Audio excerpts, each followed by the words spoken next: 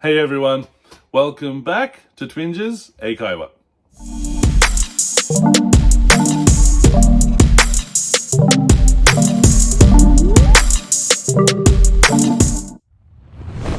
皆さんこんにちは。Twinges 英会話です。Welcome back。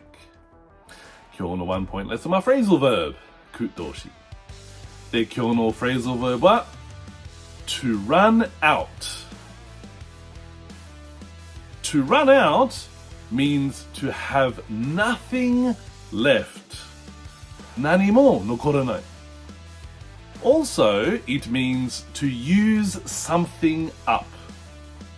何かを使い果たす。例えば、Oh no! We've run out of toilet paper! トイレペーパーを使い果たしました。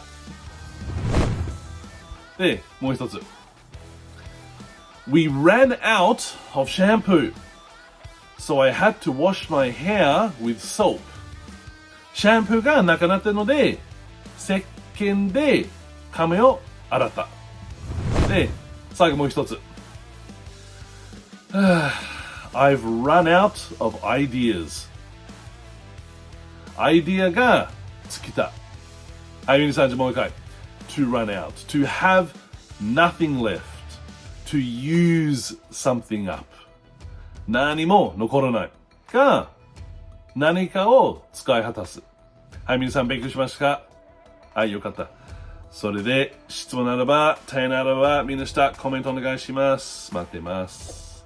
で、皆さん、いつも見る本当にありがとう。Thank you for watching. And see you in the next one. Bye bye.